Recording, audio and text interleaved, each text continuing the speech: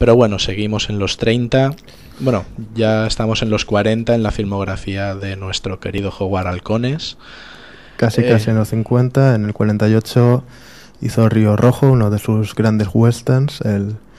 Fue uno de los amantes del western, junto con nuestro querido John Ford y tantos otros, ¿no? Con Sí. Huston, pero uno de los grandes del western americano fue también, aunque no dirigió o no basó toda su filmografía en este género, ¿no? Cultivó tanto el negro como el western. Incluso las comedias, como la ya citada La fiera de mi niña. Fue un hombre que tocó casi todos los géneros tocables con una maestría inigualable.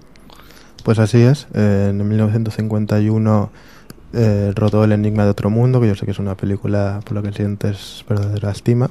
Sí, una de estas películas primigenias de ciencia ficción y un poco también temática de horror, con este monstruo del espacio que aterroriza la ciudad.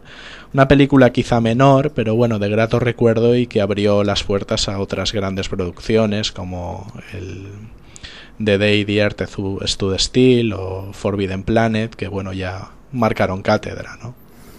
Sí, también es el nacimiento de la serie B, un poco, ¿no? Bueno, la serie B se había creado muchísimo antes. Entendida como hoy la conocemos, quizás. Sí, bueno, lo que yo he dicho, una película menor, que, bueno, aún así tiene su importancia, ¿no? Pienso, y tampoco está ni tan mala. No, yo la verdad no la censuro, creo que no es de lo mejor de Howard Hughes, desde luego. Pero bueno, siempre es bueno comentarla como una rareza en su filmografía. Pues sí, ahí la hemos llevado. Y bueno, en el 59 tendríamos el Río Bravo. Pues así es, otro de sus westerns más celebrados. Yo creo que bueno, me parece delicioso, creo que lo hemos dicho alguna otra vez, rescatar esta pugna entre el western y el cine negro que se dio por estas décadas en Estados Unidos. Creo que más o menos podríamos vivir ahora con el terror y la ciencia ficción, ¿no? Pero bueno, creo que el western, el cine negro se tuvo bastante de lado, ¿no? En los 60, 70, sin embargo, ha sabido evolucionar mejor, ¿no? Porque quizá pueda someterse a unos cánones tanto estéticos como temáticos más laxos que el western. No sé qué. Y bueno, y sigue siendo una temática más actual. Hablamos de entornos urbanos y el western, pues bueno, es algo que ya queda muy desfasado, muy asumido, y que el hombre moderno no puede comprender también porque está muy habituado a la ciudad. Yo creo que es una teoría bastante viable también.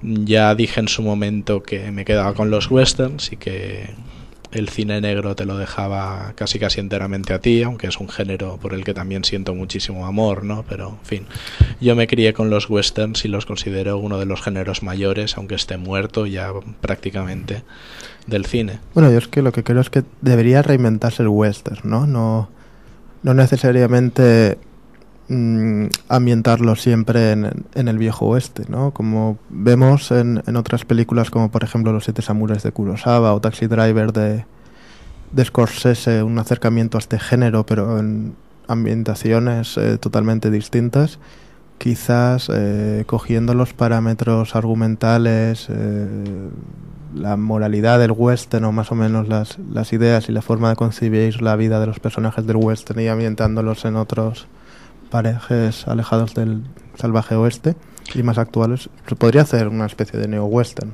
Sí, o incluso mezclas de género, cosa que tampoco es muy nueva, ¿no? Tenemos, por ejemplo, Infierno de Cobardes, de Clint Eastwood, donde se mezcla el western con unos toques un poco más psicológicos e incluso un poco el cine de terror, ¿no? Y es una película excelente ahí donde la ves.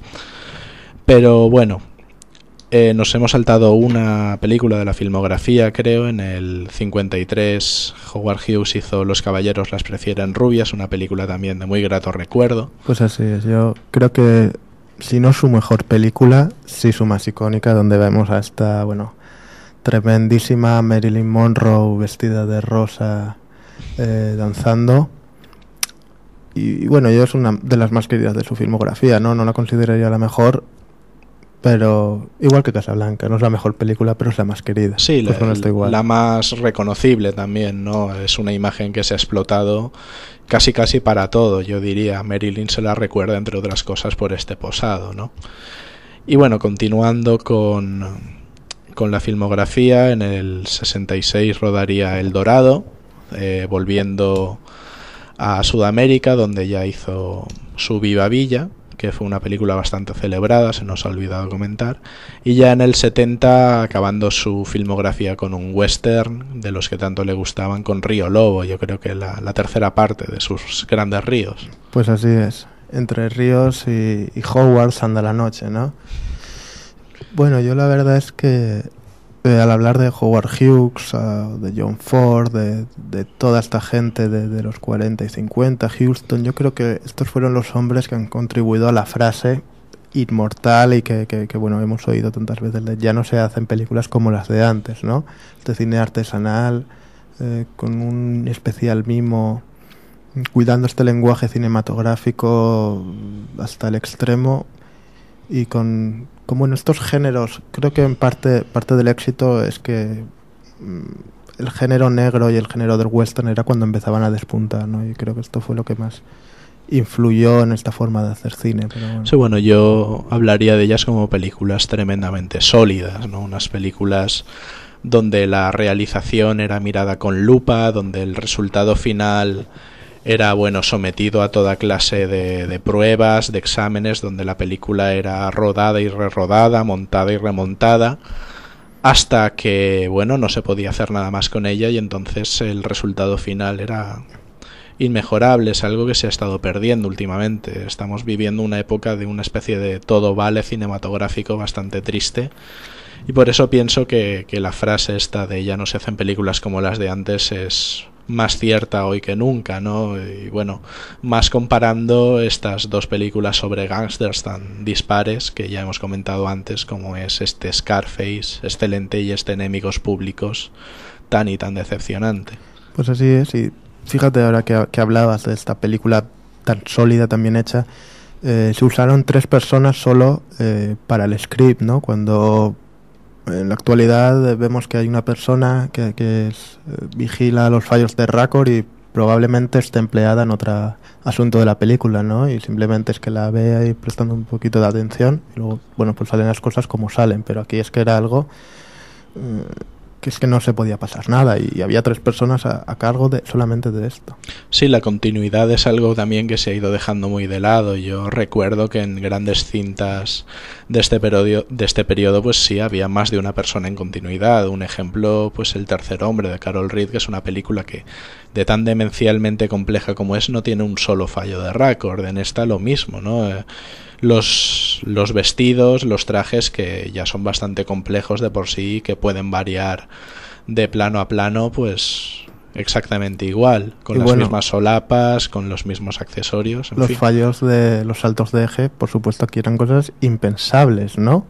O sea, de vez en cuando en alguna película moderna vemos una cosa así muy rápida que no sabemos qué es, no sabemos si ha sido un salto de eje, un corte extraño, pero bueno, esta gente lo tenía como algo... Ya que hablas de saltos de eje, en la primerísima escena de Enemigos Públicos, con este hombre misterioso entrando en una prisión, hay 2 saltos de eje. Es algo que a mí me dejó impresionado. Ya empecé a ver la película con un poco de mala leche. Creo que eso me ha hecho ser un poco prejuicioso en esta crítica, pero en fin, es que me pareció de poner el grito en el cielo. No, yo la verdad es que no hago una crítica tan feroz como tú, pero bueno, pienso que tienes toda la razón, la verdad. Bueno, en fin, dejémonos de mala sangre casi y hablemos del otro Howard de la noche, el Howard Grandes o Howard Hughes, no confundir con el anteriormente mentado, que era el amigo Halcones, que es el todopoderoso productor de la película y uno de los hombres más extraños que ha tenido Hollywood, aunque bueno, no pasó toda su vida de cara al celuloide, también fue conocido sobre todo por sus actividades aeronáuticas.